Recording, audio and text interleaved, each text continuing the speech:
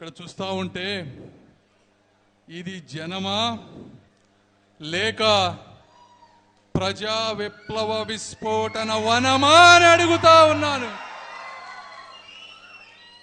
ఆ రోజు అన్న నందమూరి తారక రామారావు గారు ఈ పార్టీని రైతుల కన్నీళ్లు తుడవటానికి, కార్మికుల కష్టాలు తీర్చడానికి, తెలుగువాడి ఆత్మగౌరవం నిలబెట్టడానికి, అన్నార్థుల ఆక్రందనలు వినటానికి తెలుగుదేశం పార్టీని స్థాపించారు.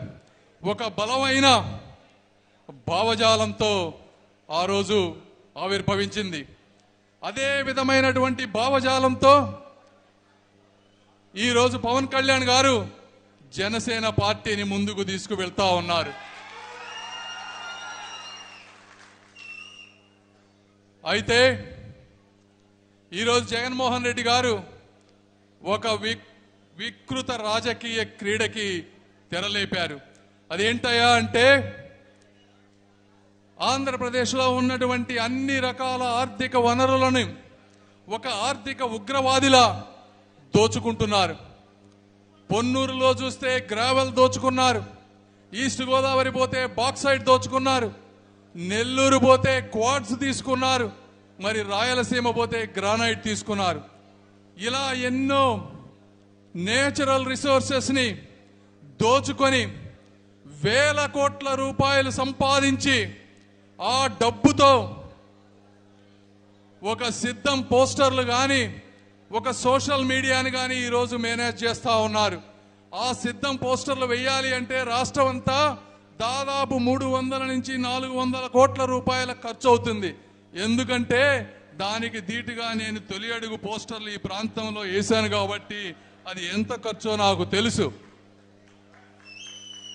ఆ డబ్బుతో సోషల్ మీడియాలో 100 మంది పేదవాళ్ళని రిక్రూట్ చేసి పవన్ కళ్యాణ్ గారి మీద, చంద్రబాబు నాయుడు గారి మీద, తెలుగుదేశం పార్టీ మీద, జనసేన మీద ఒక విపరీతమైనటువంటి నెగిటివ్ ప్రచారం చేస్తూ ఉన్నారు. కొంతమంది అడుగుతా ఉన్నారు, మరి మీరెందుకు సోషల్ మీడియాలో తెలుగుదేశం పార్టీ ఇంత యాక్టివ్గా లేదు అని. అయ్యా, మా దగ్గర అంత అవినీతి సొమ్ము లేదు అని మేము తెలియజేసుకుంటా ఉన్నాం. ఈరోజు తెలుగుదేశం పార్టీ, జనసేన పార్టీకి ఉన్న ఆస్తి ఏదయ్యా అంటే గుండెల నిండా ఉన్నటువంటి ప్రేమ, అభిమానం ఉన్నటువంటి ఈ కార్యకర్తలు అని నేను తెలియజేసుకుంటా ఉన్నాను. జగన్మోహన్ రెడ్డి గారికి నేను ఒకటే తెలియజేస్తా ఉన్నా, ఇప్పుడు మనమందరం సమిష్టిగా పనిచేయాలి. చంద్రబాబు నాయుడు గారు ఒకప్పుడు కేంద్ర ప్రభుత్వాన్ని కానీ ఒక రాష్ట్రపతిని కానీ శాసించేటువంటి పరిస్థితిలో ఉన్నవారు. అదేవిధంగా కంబైన్డ్ స్టేట్లో చరిత్రలో జరగనటువంటి అభివృద్ధి, ఏ రాష్ట్రంలో జరగనటువంటి అభివృద్ధి ఆంధ్రప్రదేశ్ రాష్ట్రానికి తీసుకువచ్చి తెలుగు జాతి గర్వించదగే విధంగా పనిచేశారు.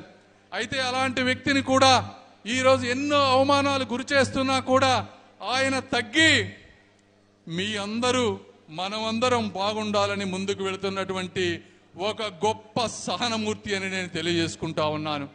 అదేవిధంగా పవన్ కళ్యాణ్ గారు సినిమాలలో సుఖమైన జీవితం ఉన్నప్పటికీ కూడా వదిలిపెట్టి ఈ రాష్ట్ర ప్రజల గురించి, తెలుగుదేశం పార్టీ కష్టాల్లో ఉన్నప్పుడు రోడ్డు మీద నిలబడి నేనున్నాను మీకు అని అండగా నిలిచినటువంటి గొప్ప వ్యక్తి పవన్ కళ్యాణ్ గారు.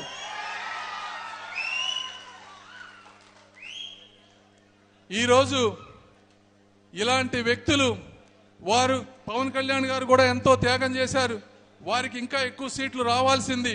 అయితే దురదృష్టవశాత్తు బీజేపీ పొత్తు వల్ల కానీ ఇంకేదన్నా కారణాల వల్ల కానీ సరైన న్యాయం చేయలేకపోయాం. అయితే పొత్తు ధర్మాన్ని పాటించేటువంటి గుణం ఉన్నటువంటి వ్యక్తులం. ఈ ప్రాంతంలో, ముఖ్యంగా నా పార్లమెంటు ప్రాంతంలో పనిచేసిన ప్రతి జన సైనికులని మా గుండెల్లో పెట్టుకొని తెలుగుదేశం పార్టీ కార్యకర్తల్లా చూసుకుంటామని మీ అందరికీ మనస్ఫూర్తిగా తెలియజేసుకుంటా ఉన్నాను.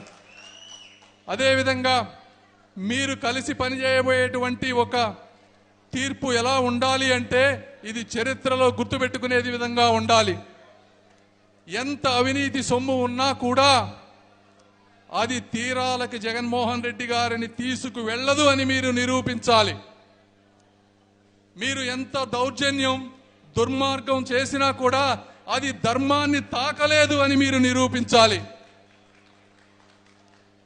కులాల మధ్య కురుక్షేత్రం, మతాల మధ్య మారణ హోమం సృష్టించినా కూడా ఈ తెలుగు జాతిని ఎవ్వరూ విచ్ఛిన్నం చేయలేరు అనే విధంగా మీరిచ్చేటువంటి తీర్పు ఉండాలి అని నేను మనస్ఫూర్తిగా కోరుకుంటూ, ప్రతి ఒక్కరూ కష్టపడి వచ్చే 40 రోజులు వీర సైనికుల్లా పోరాడాలని కోరుకుంటూ, ఈ అవకాశం ఇచ్చిన ప్రతి ఒక్కరికి నా హృదయపూర్వక కృతజ్ఞతలు తెలుపుకుంటూ సెలవు తీసుకుంటున్నాను.